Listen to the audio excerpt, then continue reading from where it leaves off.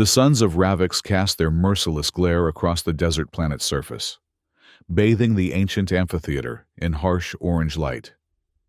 Kyle Arden pulled his tattered hood lower over his face, the fabric rough against his scarred skin. His eyes, accustomed to the unforgiving brightness of countless alien worlds, narrowed as he observed the gathering crowd below. The amphitheater, carved from the red sandstone native to Ravix, buzzed with anticipation. Merchants hawked spiced meats and fermented beverages, while nobles in flowing silks claimed the best viewing positions. The air smelled of sweat, dust, and excitement. First time at the energy transference ceremony? The question came from a wizened local beside him, teeth stained purple from chewing narcotic desert root. Kale gave a non-committal grunt. 6 standard months wandering the outer rim had taught him to keep interactions brief. A former soldier with nothing but ghosts at his back didn't need more complications. "You're in for a treat," the old man continued, undeterred. "They say this one's special. A Nabiri girl. Pure energy flows through their veins, not blood like you and me. 1 drop could power a city for a week." Kale's interest piqued despite himself. The Nabiri were near mythical, a reclusive species from the distant Andromeda galaxy. Few had ever been seen in this part of the universe. "How did they capture one?" he asked, his voice rough from disuse. The old man shrugged. "Trade routes are dangerous. Pirates, slavers. Doesn't matter. The ritual priests paid handsomely. That's all anyone cares about." A trumpet blast silenced the crowd. The massive doors at the arena's center ground open, sand cascading into the newly formed crevices. 6 figures emerged in ceremonial red robes, their faces hidden behind ornate masks, depicting the ancient gods of Ravix. Between them, they dragged a 7th figure, small, bound, and struggling weakly. Even from his elevated position, Kale could see she was different. Her skin had a faint luminescence, pale blue like the center of a flame.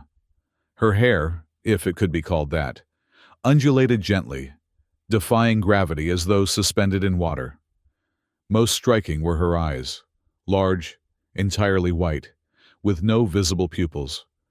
The crowd roared its approval as the priests forced the alien girl toward a massive copper cauldron at the arena's center.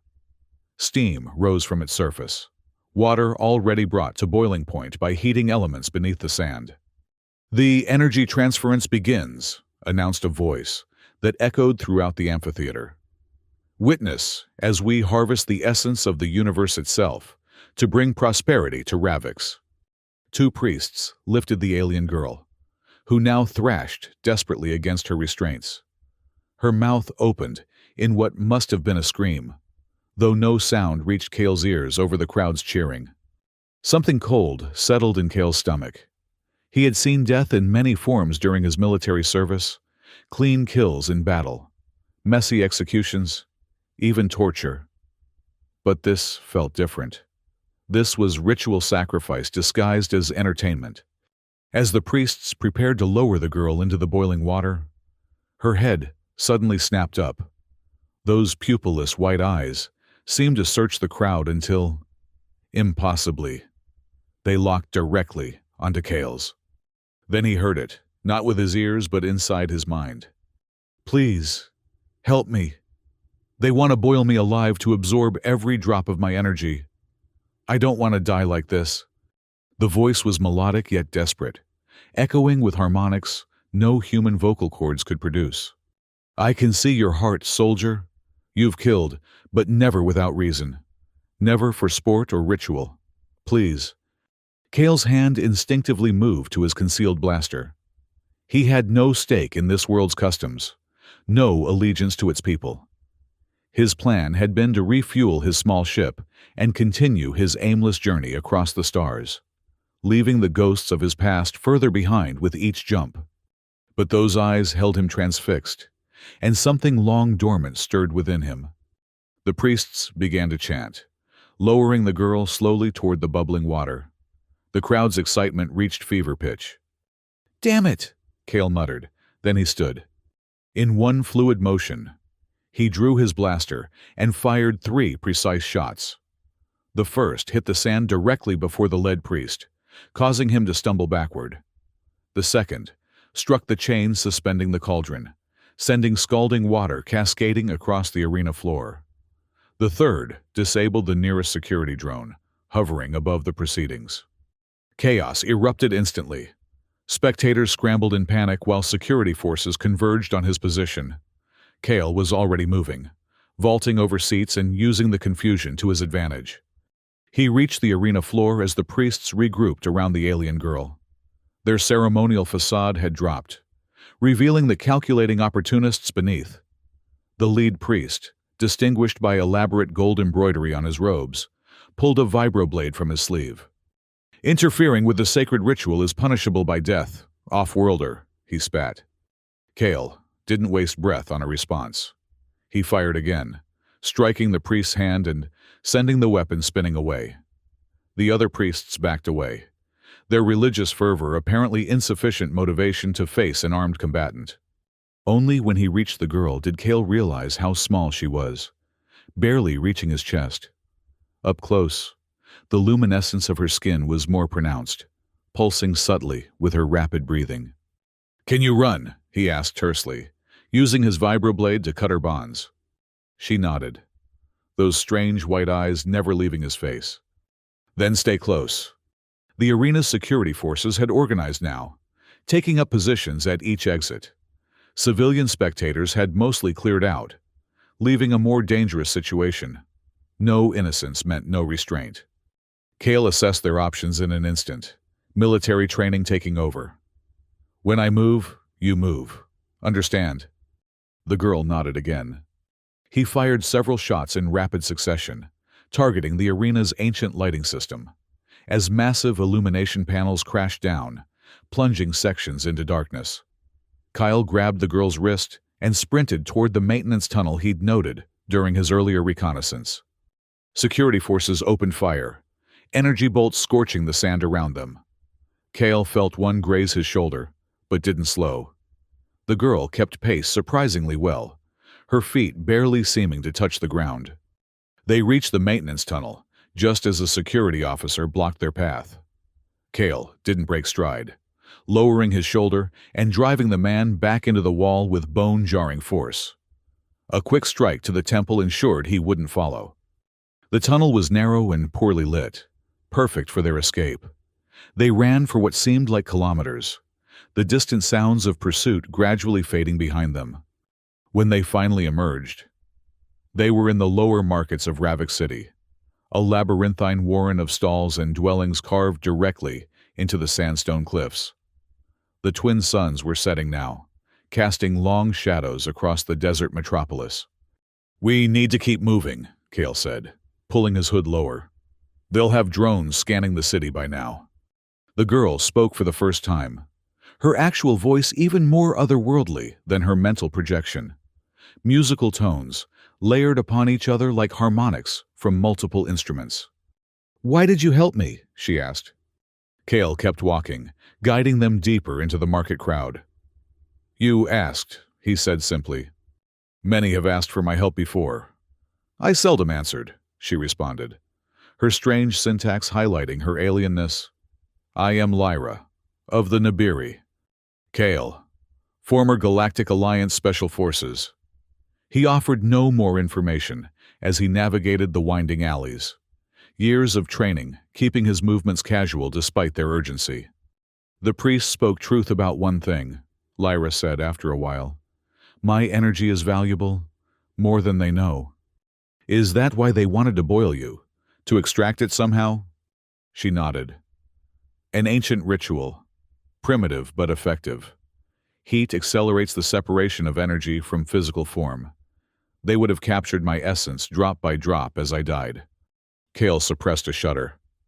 "Well, that's not happening today." A commotion ahead caused him to pull Lyra into a shadowy alcove. A patrol of market security passed by, accompanied by hovering scanner drones. "They're looking for us," Lyra whispered. "Not just market security," Kale observed grimly. "Those are planetary forces. Someone important wants you back." Once the patrol passed, they continued through increasingly narrow passages until they reached a dilapidated sector of the city, the underbelly, where even Ravix's strict authority held limited sway. "We need a place to hide," Kale muttered, more to himself than to Lyra. "And I need to figure out how to get back to my ship." "Your ship is surely watched," Lyra said. "And I must tell you something important." Kale paused, studying her luminous face. Despite her alien features, he could read the gravity of her expression. "I am not simply Nibiru," she said quietly. "I am of the royal bloodline. My energy signature is unique, even among my kind. That is why they sought me specifically." "Royalty," Kale sighed. "That complicates things." "Those who captured me did not know," she continued. "But others will. There are those who would pay far more than the priests of Ravix for what flows within me." Before Kale could respond, the distant whine of security speeders reached his ears. They needed shelter, and quickly. "I know someone who might help," he said after a moment's hesitation. "No guarantees, but we're running out of options." They navigated through refuse-strewn alleyways, past hollow-eyed residents who quickly looked away, survivors who knew better than to notice anything unusual. Eventually, they reached a dwelling half-buried in wind-blown sand, its entrance marked only by faded symbols etched into the stone. Kale knocked 3 times, paused, then twice more. After a long moment, the door slid open a crack, revealing a single sharp eye surrounded by intricate facial tattoos. "I need nothing you're selling," came a raspy female voice. "Mayan," Kale said quietly. "It's Arden, from the Corellian campaign." The eye widened slightly. "The soldier boy. Thought you'd be dead by now." "Not for lack of trying. I need help." The door opened wider, revealing a tall, rail-thin woman with skin darkened by years under harsh suns. Her head was shaved except for a single braid that wrapped around her crown, and her hands bore the distinctive burn scars of an energy witch. Her gaze immediately fixed on Lyra. "Void take me," she breathed. "A Nibiru. Here." "We need to disappear," Kale said. "Just for a while." Mayan's eyes narrowed. "You've stepped in something nasty this time. Soldier boy. Every scanner in the city will be looking for her energy signature. Can you help or not?" After a tense moment, Mayan stepped aside. "Get in before someone sees you. But know this. If they track you here, I don't know you." The interior of Mayan's dwelling was surprisingly spacious, extending deep into the rock. Various artifacts hung from the ceiling, crystals, dried plants, and mechanical components that seemed to have no logical connection to each other. The air smelled of unfamiliar spices and ozone. "Sit," Mayan commanded, pointing to worn cushions on the floor. "And explain why you've brought the most wanted being on Ravix to my doorstep." Kale gave her the abbreviated version, watching as the former witch's expression shifted from skepticism to concern. "The energy transference ritual," she spat when he finished. "Barbaric nonsense. The priests know nothing of true energy manipulation." "They seemed effective enough," Kale noted dryly. "Brute force," Mayan dismissed with a wave of her scarred hand. "Like using a mining explosive to crack a nut." She turned her attention to Lyra, who had remained silent throughout the exchange. "You, Royal Nibiru. What's your true name?" "Lyra Nibiru," she answered, "daughter of the luminous current, 18th harmonic of the central sphere." Mayan nodded, as if this made perfect sense. "Thought so. The energy signature is unmistakable." She turned back to Kale. "You have no idea what you've done, soldier boy. This isn't just about some local ritual gone wrong. The governor himself will be involved now." "Governor Draven?" Kale frowned. "Why would the planetary governor care about one alien?" "Because," Mayan said gravely, "Ravix's entire economy is built on energy exploitation, and what our young friend here carries within her could revolutionize, or destroy, everything they've built." A heavy silence fell over the room. Outside, the wind had picked up, sending sand hissing against the dwelling's outer walls. "I need to return to my people," Lyra finally said. "What the priests sought to extract crudely, my civilization has learned to share harmoniously. It could transform worlds." "And that," Mayan said, "is exactly why they'll never let you leave alive." Kale stood, pacing the small room. "So, what are our options? My ship is undoubtedly under surveillance. Commercial transport is out of the question, and we can't exactly hide forever." Mayan's lips curled into a sardonic smile. "Always the tactician. There might be a way, but you won't like it." Before she could elaborate, a sharp chime emanated from a console built into the wall. Mayan moved to it quickly, her expression darkening as she viewed the display. "Planetary announcement," she said. "They're not even trying to be subtle." She activated the viewer, projecting a holographic image into the center of the room. A stern-faced official appeared, his uniform bearing the insignia of Governor Draven's administration. "Citizens of Ravix," the announcement began. "A dangerous off-worlder has abducted a valuable ceremonial subject from today's energy transference ritual. The subject, a non-sentient energy vessel, is critical to Ravix's continued prosperity." Kale snorted at the non-sentient designation, but remained silent as the announcement continued. "Governor Draven has authorized a planet-wide search. The subject must be recovered alive and unharmed. The off-worlder is to be considered armed and extremely dangerous." The image shifted to show Kale's face, captured clearly by security cameras, and a blurry image of Lyra that thankfully did little to capture her luminous qualities. "A reward of 50,000 credits is offered for information leading to their capture. Report any sightings immediately to planetary security." The hologram flickered out, leaving the room in dim light once more. "Non-sentient energy vessel," Kyle repeated with disgust. "Convenient classification?" "Standard policy," Mayan said with a shrug. "Can't admit to boiling sentient beings for their energy, can they? Bad for tourism." Lyra had moved to a small window, gazing out at the darkening sky. "My people will be searching for me as well," she said softly. "But they are far from here. I was separated from my diplomatic vessel during an ion storm. The pirates who captured me sold me to the priests before my absence was even detected." Kale joined her at the window. Beyond the sprawling lower city, the imposing silhouette of the governor's tower rose against the horizon, a massive structure of ancient design, yet advanced technology, rumored to be built upon the foundations of something far older than human settlement on Ravix. "What was your plan?" he asked Mayan. "You said there might be a way off-planet." The former witch hesitated, then said, "Not off-planet. Not yet. But there's a way to shield Lyra's energy signature temporarily, enough to move through the city undetected." "How?" "The old tunnels," Mayan said. "Beneath the city.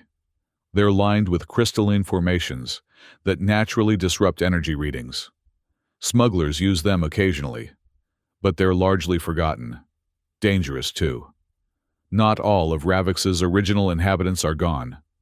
Kale's expression remained neutral, but his mind raced through the implications. "And these tunnels, where do they lead?" "Everywhere. The entire city is built upon them, including," she added with significance, "beneath the governor's tower." "You're suggesting we break into the most heavily guarded structure on the planet?" Mayan's scarred lips twisted into a smile. "No, soldier boy. I'm suggesting we break into what's beneath it." "And what exactly is beneath it?" "The reason Ravix has always been an energy center," Mayan said. "Long before humans arrived, the resonance spire, an ancient technology, part of this planet since before recorded history. The tower was built around it, harnessing just a fraction of its power." Lyra had turned from the window, her white eyes wide. "The spires," she whispered. "My people spoke of them. Conduits between worlds, created by the first ones." "Precisely," Mayan nodded. "And if we can reach it, you can use it to contact your people. Maybe even more, Kale rubbed his face wearily. The simple rescue had become something far more complicated, potentially far more significant than he'd anticipated. "We'd need supplies," he said after a moment, "and a better understanding of these tunnels." "I can provide maps," Mayan said. "As for supplies..." She moved to a concealed panel in the floor, revealing a cache of equipment beneath. "I've never quite left my rebel days behind." As she began sorting through the hidden arsenal, a deep rumbling shook the dwelling, sending dust cascading from the ceiling. "Seismic activity?" Kyle asked, steadying himself against the wall. "No," Mayan replied grimly. "Search patterns. They're using ground-penetrating sensors. We don't have as much time as I thought." "How long to prepare?" "An hour, maybe less." Kale nodded. "Then we move at nightfall." As the sons of Ravix completely disappeared beyond the horizon, the trio made final preparations. Mayan had provided them with desert cloaks, treated with energy-dampening compounds, along with supplies, weapons, and most importantly, a detailed map of the ancient tunnel system beneath the city. "The entrance is 2 levels down, in the abandoned water reclamation sector," she explained, projecting a holographic map onto the table. "From there, you'll need to navigate northwest. The tunnels aren't linear. They follow geothermal vents and natural caverns. Some areas will be flooded, others exposed to extreme heat." Kale studied the map intently, memorizing key junctions and potential hazards. "And the inhabitants you mentioned?" Mayan's expression darkened. "No one knows exactly what they are. Some say they're the original species of Ravix, driven underground when humans terraformed the surface centuries ago. Others believe they're something else entirely, entities drawn to the energy of the resonance spire. They rarely venture into the upper tunnels, but as you get closer to the spire..." "We'll be careful," Kyle assured her, checking his blaster charge. "Careful won't cut it," Mayan warned. "If you encounter them, don't engage. Hide. Their perception doesn't work like ours. They sense energy patterns, not physical forms." Lyra, who had been silent during most of the preparations, suddenly spoke. "I can help with that. My people can modulate our energy signatures. It's how we communicate across vast distances." "Can you mask your signature completely?" Kale asked. "Not completely," she admitted. "But I can alter it enough to appear as something else. Something less appetizing." Mayan nodded approvingly. "That might work. But what about him?" She gestured toward Kale. "I can extend the modulation to encompass him if we maintain physical contact," Lyra explained. "It will be draining, but possible." The former witch considered this. "It's better than nothing. But remember, the closer you get to the spire, the more energy saturates everything. Your abilities may become unpredictable." A final tremor, stronger than before, shook the dwelling. "They're getting closer," Mayan observed. "You need to leave, now." She handed Kale a small device. "Emergency beacon. If you manage to activate the spire and contact her people, use it. I'll try to create a diversion on the surface to keep attention away from the tower." "You're not coming with us?" Lyra asked. Mayan shook her head. "My energy manipulation days are behind me. These scars weren't decorative choices." She held up her burned hands. "Too close to the fire once. Never again." Kale clasped the former witch's shoulder. "Thank you, Mayan." "Don't thank me yet, soldier boy. You're still likely to die down there." Despite her words, she returned the gesture. "But if anyone can pull this off, it's the man who survived the Corellian campaign." They left through a concealed exit that opened directly into a narrow drainage channel. The night air was cool against their skin as they navigated the deserted lower levels of the city, keeping to shadows and avoiding the occasional security drone that hummed overhead. The abandoned water reclamation sector was eerily silent. The machinery long since scavenged for parts. Only the massive filtering tanks remained. their cavernous interiors now home to desert vermin and the occasional squatter. "There," Kale said, consulting the map projector. "Behind that primary tank." They moved carefully through the debris, alert for any sign of security forces or desperate locals.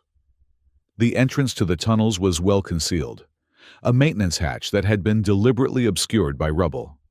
It took both of them to clear the access point and pull the heavy hatch open, revealing a dark shaft descending deep into the planet's crust. A corroded ladder clung to one side, disappearing into the darkness below. "I'll go first," Kale said, testing the ladder's stability. "Follow when I signal." The descent was longer than expected, the ladder seemingly endless as they climbed down into increasing darkness. Kale activated a small light attached to his wrist, its beam barely penetrating the oppressive blackness. After what felt like an eternity, his boots finally touched solid ground. "Clear!" he called up, voice echoing in the shaft. Lyra descended more gracefully, her movements fluid despite the awkward climb. When she reached the bottom, her natural luminescence provided additional illumination, casting soft blue light across their surroundings. They stood in a vast tunnel, its walls embedded with crystalline formations that caught and reflected Lyra's glow. The air was surprisingly breathable, if stale, with a faint metallic tang. "Which way?" Lyra asked. Kale consulted the map. "Northwest. We follow this main tunnel until we reach a junction with 3 branches. We take the middle path." They began walking, their footsteps echoing softly. The tunnel gradually widened, the crystalline formations becoming more pronounced and complex.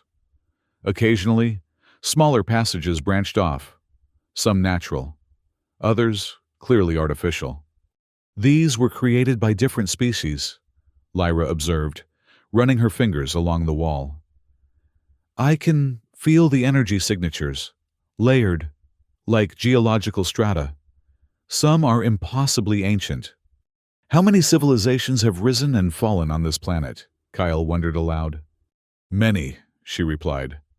"Ravik sits at a confluence of cosmic energy currents. My people believe it was one of the first worlds seeded with life by the first ones." They continued in silence for some time, the monotony of the tunnel broken only by increasingly elaborate crystal formations. Some seemed to pulse with inner light when they passed, responding to Lyra's energy. After several hours of walking, they reached the junction Mayan had described. 3 massive tunnels branched outward, each identical in appearance. "Middle path," Kale confirmed, checking the map again. As they prepared to continue, a distant sound echoed from the leftmost tunnel, a scraping, chittering noise that raised the hair on Kale's neck. "What was that?" he whispered, hand moving to his blaster. Lyra's luminescence dimmed slightly. "We're not alone down here," she said softly. "Remember what Mayan said. Don't engage." They hurried into the middle tunnel, moving more quickly now. The passageway began to slope downward, the crystal formations giving way to smooth, almost polished stone that gleamed wetly in the light. "The geology is changing," Kale noted. "We must be getting closer to the thermal vents." The temperature gradually increased, and condensation formed on the tunnel walls. Soon, they were walking through shallow puddles, the water warm against their boots. "The map shows flooding ahead," Kale said, studying the projection. "We'll need to find higher ground or an alternative route." Before Lyra could respond, the tunnel behind them echoed with the same chittering sound, closer now and multiplied, as if dozens of creatures were rapidly approaching. "Run," Kale said simply. They sprinted forward, splashing through deepening water.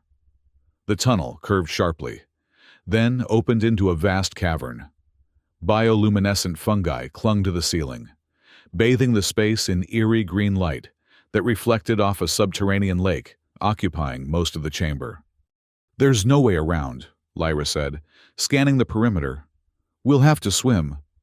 The chittering grew louder, echoing confusingly from multiple directions. "Can you swim?" Kale asked, already removing his heavier equipment. My people evolved in liquid environments, she replied. I'll be fine. They secured their essential gear in waterproof pouches from Mayan's supplies and entered the lake. The water was uncomfortably warm, almost body temperature, with a mineral taste that coated Kale's mouth when he accidentally swallowed some.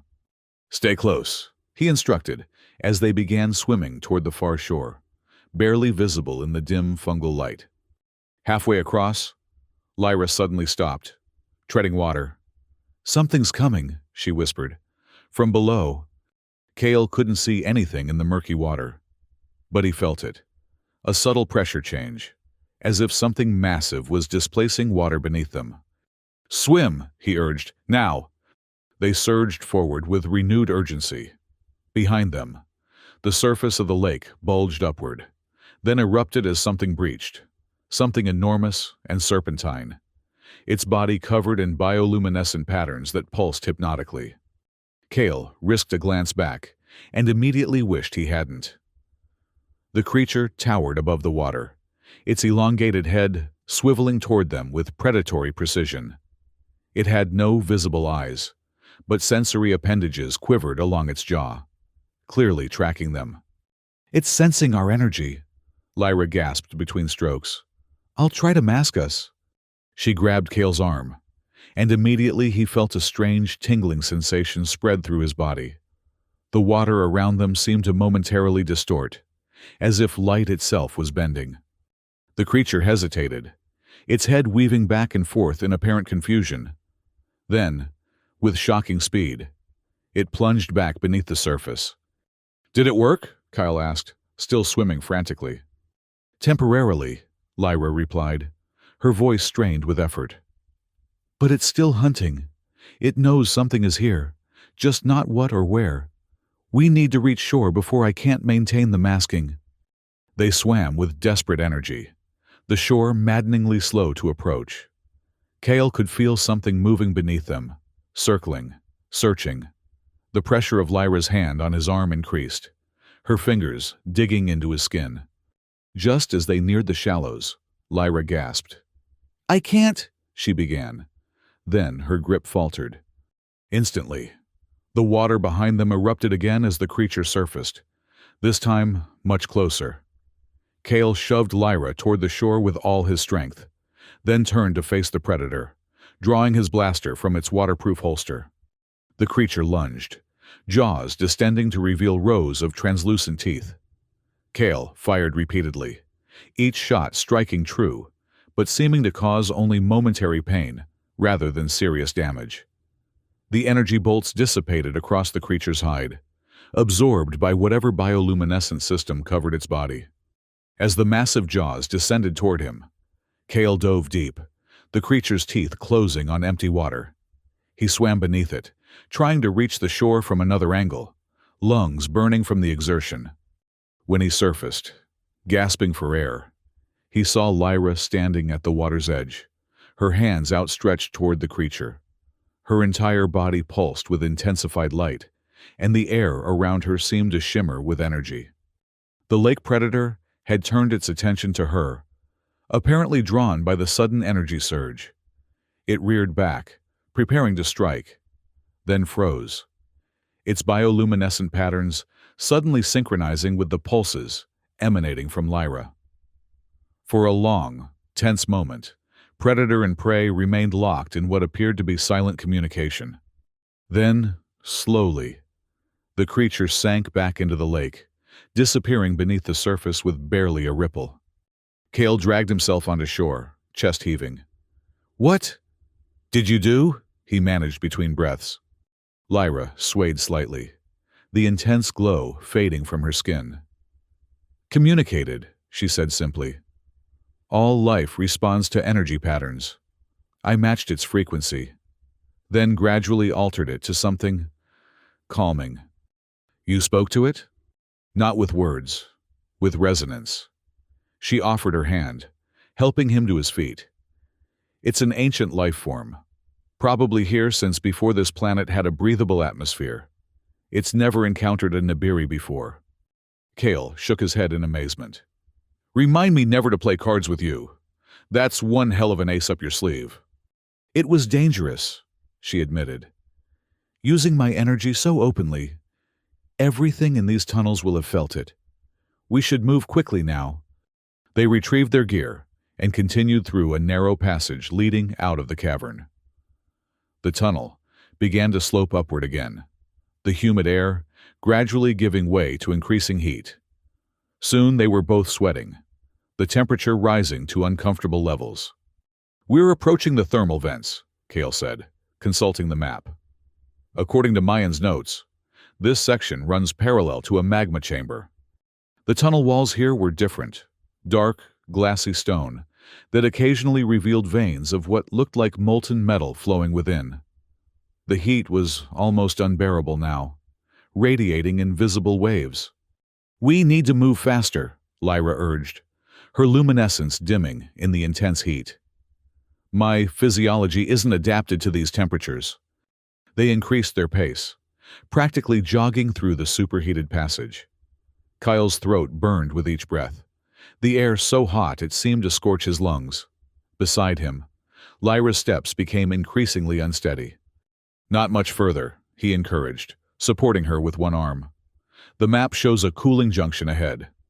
Just as the heat reached truly dangerous levels, the tunnel opened into another chamber, this one mercifully cooler, with vents in the ceiling that circulated fresh air from some unknown source above. They collapsed gratefully onto the stone floor, gulping the cooler air. "Rest," Kale said. "Just for a few minutes." Lyra nodded weakly, her luminescence barely visible now. "The heat. It disrupts my energy matrix, makes it difficult to maintain cohesion." Kale removed a water container from his pack, offering it to her first. "Will you recover?" "Yes," she said after drinking deeply. "I just need time." He took the opportunity to check the map again. They had covered impressive distance, but the most challenging section still lay ahead. The approach to the residence spire itself, directly beneath the governor's tower. "We're about 2/3 of the way there," he informed her. "But Mayan's notes get sparse for the next section. Apparently, few who venture that deep ever return to report." "Encouraging," Lyra remarked dryly, a surprisingly human touch of sarcasm in her voice. Kale smiled despite their situation. "There's hope for you yet." After resting for approximately 20 minutes, they continued their journey. The tunnel beyond the cooling chamber narrowed considerably, forcing them to proceed single file. The walls here contained the most elaborate crystal formations yet, complex structures that seemed almost deliberately arranged, forming patterns that hinted at mathematical precision. "These are communication nodes," Lyra said, examining one particularly intricate formation. "Similar to what my people use, but far more ancient. They're monitoring us." "Monitoring? Who's on the other end?" "I don't know," she admitted, "but they're active. Information is flowing through them." This news did nothing to ease Kale's growing sense of unease. The farther they progressed, the more artificial the tunnel appeared, less a natural formation and more a constructed passageway, albeit one created by no human technology, he recognized.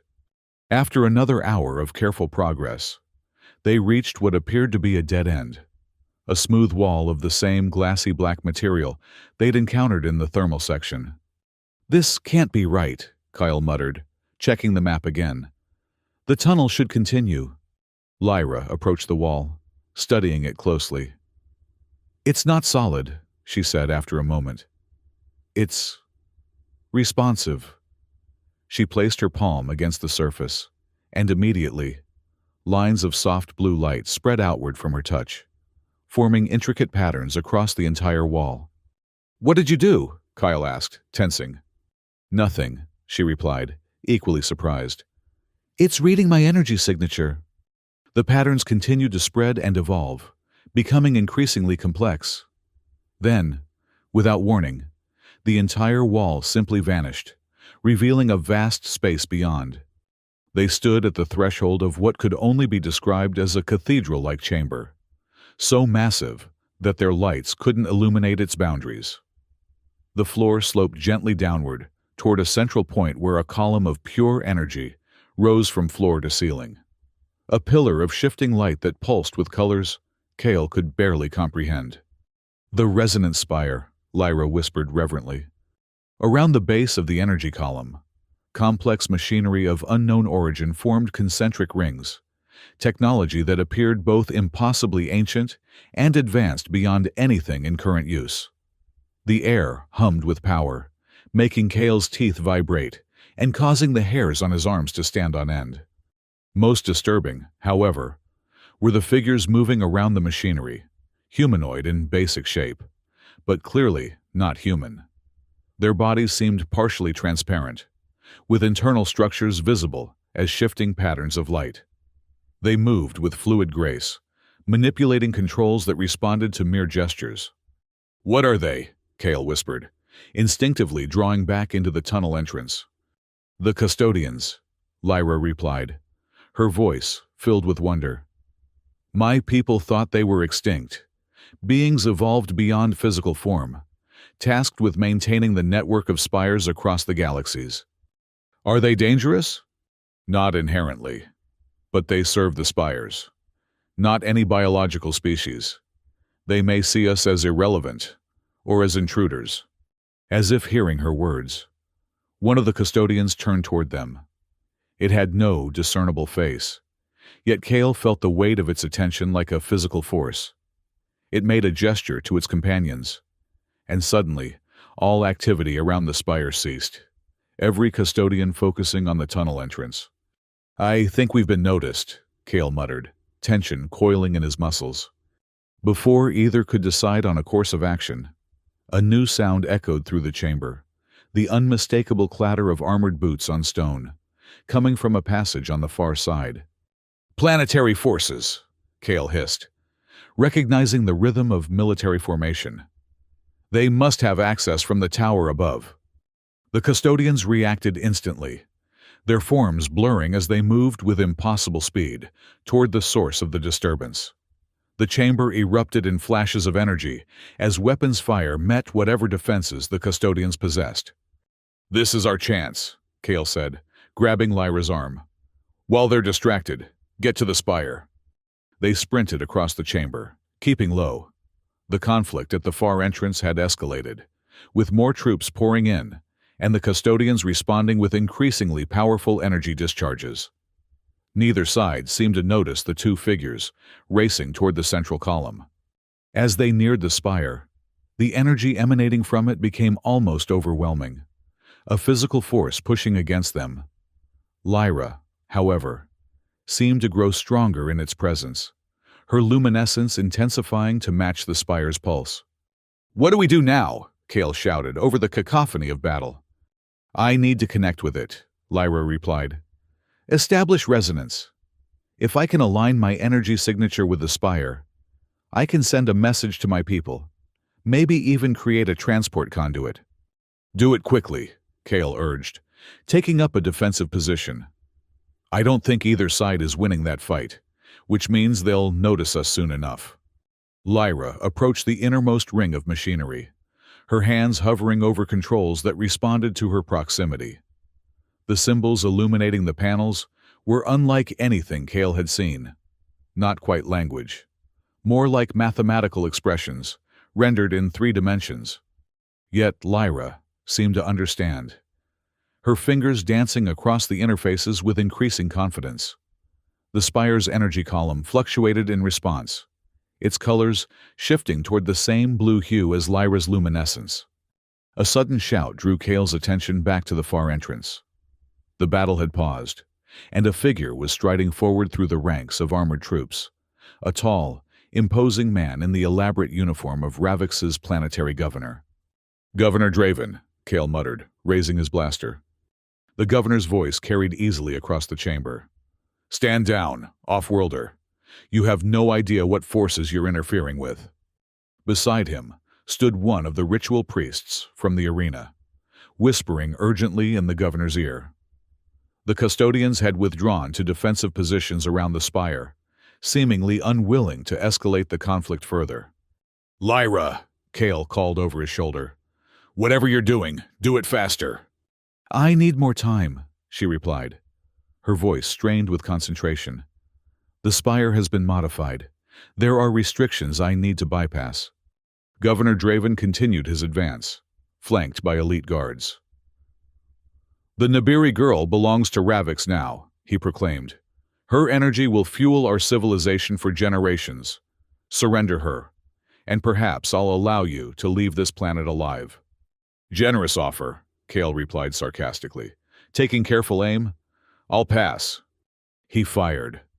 Not at the governor, but at a crystal formation above the advancing party.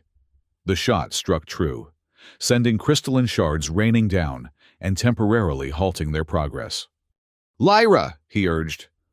Almost there, she responded, her entire body now pulsing in perfect synchronization with the spire.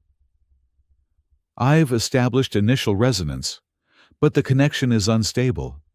Someone has been tampering with the spire's fundamental harmonics. Draven had recovered from the momentary setback and was advancing again, this time more cautiously. The resonant spire is Ravix property, he called out. Centuries of careful research have allowed us to harness its power. We will not let some alien witch undo our work. As if to emphasize his point, he drew an elaborate weapon from his belt, something that looked more ceremonial than practical, with crystals embedded along its length that glowed with the same energy as the spire. Energy siphon, Lyra gasped, momentarily distracted from her work. That's how they've been controlling the spire, draining its power, redirecting its purpose. Draven raised the weapon, aiming directly at Lyra. One last chance, off-worlder. Step away from the alien. Kale positioned himself between Lyra and the governor. Blaster raised. You'll have to go through me first. Gladly, Draven snarled and fired. The weapon discharged not a bolt of energy, but a continuous beam that struck Kale's chest with devastating force, lifting him off his feet and sending him crashing into the machinery behind. Pain, unlike anything he'd experienced before, coursed through his body.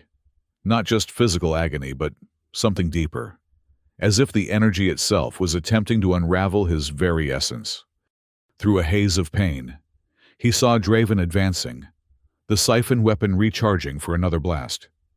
Lyra had abandoned her work at the control panels to kneel at Kale's side, her expression frantic. Don't stop, Kale managed through gritted teeth. Finish what you started. I can't leave you, she insisted. You have to, he gasped. The spire, your people. With monumental effort, he raised his blaster again, firing several wild shots that forced Draven and his guards to take cover. Go, he urged Lyra. Now!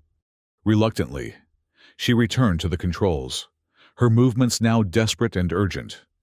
The spire's energy column began to fluctuate wildly, expanding and contracting, as if in response to some internal disturbance.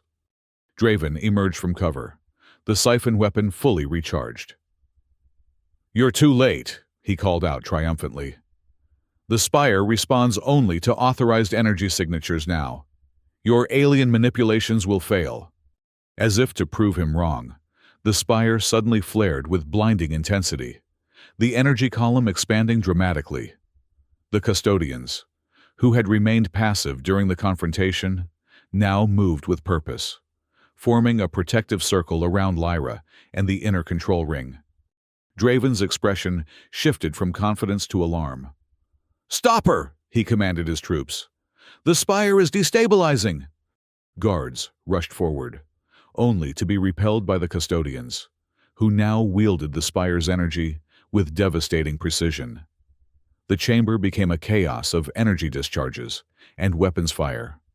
Through sheer willpower, Kale dragged himself to his feet, using the machinery for support.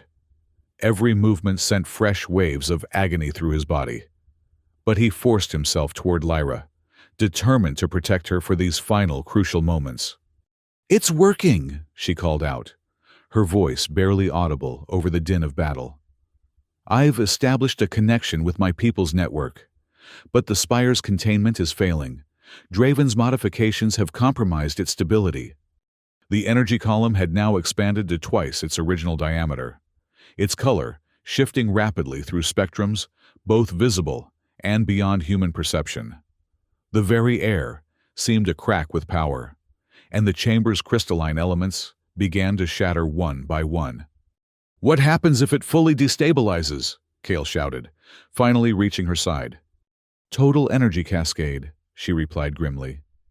"Everything within several kilometers will be reduced to component atoms." Draven had apparently reached the same conclusion. "Evacuate!" he ordered his remaining forces. "Back to the tower. Seal the lower levels." As the governor's forces retreated in disarray, Draven himself remained, his face contorted with rage and desperation. "This isn't over," he snarled, raising the siphon weapon one final time. "If I can't have the Nibiri's power, no one will." He fired directly at the spire itself. The beam struck the energy column, and for a moment seemed to be absorbed without effect. Then, with catastrophic suddenness, the column contracted violently before exploding outward in a shockwave of pure energy. Kale threw himself over Lyra, trying to shield her from the blast. But the wave passed through them both like ghosts, painful, but not immediately lethal. Draven was not so fortunate. The governor's modified weapon acted as a conductor, channeling the full force of the backlash directly into his body. He didn't even have time to scream before his form disintegrated into particles of light. The chamber began to collapse around them, massive sections of ceiling breaking free and crashing down. The custodians had vanished, either destroyed in the energy wave or retreated to some other dimension.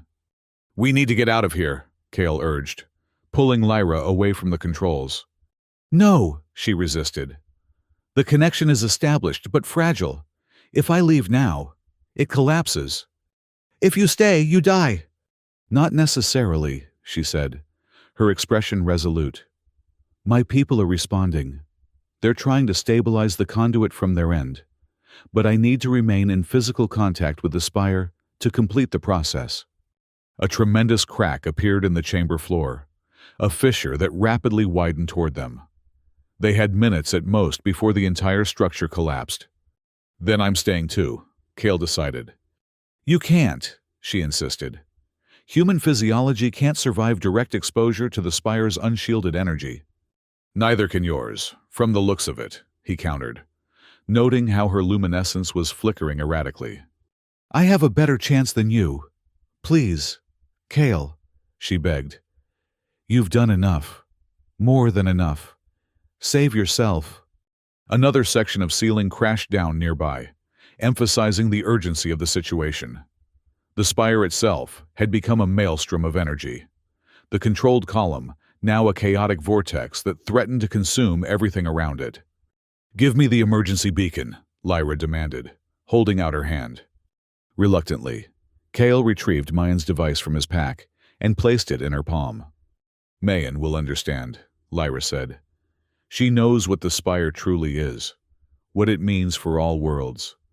"And what is that exactly?" Kale asked, still unwilling to leave. Lyra's expression softened, despite the chaos surrounding them.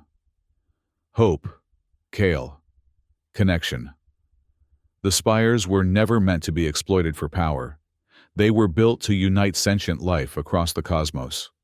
She placed her free hand against his cheek, the touch sending a gentle current through his skin. "My people will restore this spire's true purpose. Ravix will flourish as never before, not through exploitation, but through harmony." A massive tremor shook the chamber, nearly knocking them both off their feet. The fissure in the floor had reached the spire's base, causing the energy vortex to fluctuate even more violently. "Go," Lyra urged again. "Find Mayan. Tell her what happened here." Kale hesitated, torn between self-preservation and his unwillingness to abandon her after everything they'd been through. "What about you? Will I see you again?" Lyra smiled, her luminescence briefly stabilizing into the serene blue glow he'd first witnessed. "The universe has strange ways of reconnecting those who have shared energy. Now go." With a final reluctant nod, Kale turned and sprinted toward the tunnel entrance they'd used earlier. Behind him, Lyra returned to the spire, pressing the emergency beacon against its swirling surface and merging her own energy with its chaotic patterns. The tunnel shook violently as Kale raced through it, crystal formations shattering around him. He pushed his body to its limits, ignoring the residual pain from Draven's weapon as he retraced their path through the underground labyrinth. He had nearly reached the subterranean lake when a massive shockwave overtook him, the force throwing him forward onto the rough stone floor. For several moments, he lay stunned, ears ringing and vision blurred. When he finally managed to stand, the tunnels had grown eerily quiet. The crystalline formations, which had previously pulsed with inner light, now lay dark and dormant. Whatever catastrophic release of energy had occurred at the spire, its effects had rippled throughout the entire network. The lake, when he reached it, was calm, unnaturally so, its surface mirror-smooth and reflecting the bioluminescent fungi above. Of the massive predator they'd encountered, there was no sign. Kale swam across without incident, the water now cooler than before, as if some fundamental thermal balance had been altered. The remaining journey through the tunnels passed in a blur of exhaustion and grief, his mind replaying those final moments with Lyra again and again. When he finally emerged from the water reclamation sector, he found Ravik's city in chaos. The ground continued to tremor periodically, buildings showed structural damage, and citizens milled about in confusion. Above it all, the governor's tower, once the proud symbol of Ravik's authority, now stood partially collapsed. Its upper levels crumbled into ruins. Kale made his way through the panicked crowds, keeping his head down and his hood pulled low. His status as the most wanted criminal on the planet seemed irrelevant now, with planetary security forces focused entirely on emergency response. He found Mayan's dwelling intact, though the former witch herself was gone. A message waited for him, projected by a small holographic device on her table. "Soldier boy, if you're reading this, you caused quite the commotion. Good. This planet needed shaking up. I've arranged transport off-world for you. Docking Bay 17, lower spaceport. The pilot owes me a favor. Don't ask questions. As for me, I'm headed to the mountains. Always wanted to see if those legends about the crystal caves were true. Maybe now that the spire's been reset, they'll wake up too. If you find your Nibiru girl again, tell her thanks from an old witch who never thought she'd live to see real change." Kale smiled despite himself. Trust Mayan to have contingency plans, and to recognize the significance of what had happened beneath the city. Before leaving, he gathered what supplies he could from Mayan's stores, then set out toward the spaceport. As he navigated through the city's confusion, he noticed something strange happening in the sky above. The perpetual orange haze that had always covered Ravix, a side effect of its ancient terraforming, was dissipating, revealing stars that had not been visible from the surface in centuries. And among them, a new light was growing brighter, a blue-white star that seemed to pulse with familiar rhythm. Citizens stopped in their tracks, pointing upward in wonder and fear. Kale, however, felt neither. Something told him this was not an ending, but a beginning. 3 days later, aboard the small transport vessel Mayan had arranged, Kale stood at the observation port, watching as Ravix receded into the distance.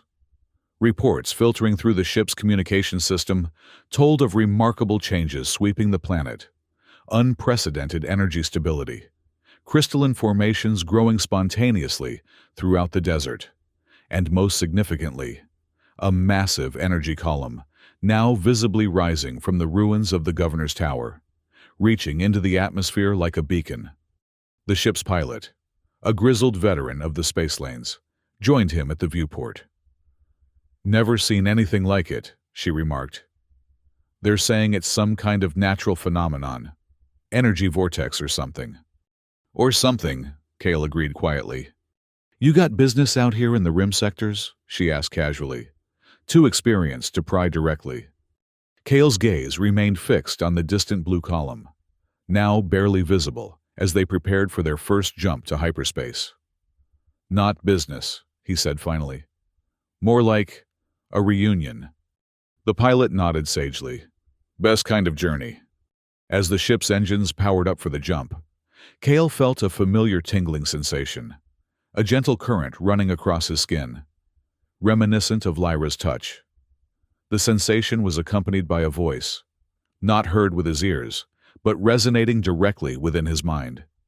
"The universe has strange ways of reconnecting those who have shared energy. Until we meet again, soldier." Kale smiled, placing his palm against the cold viewport glass as the stars stretched into lines of light around them. "Until we meet again," he whispered,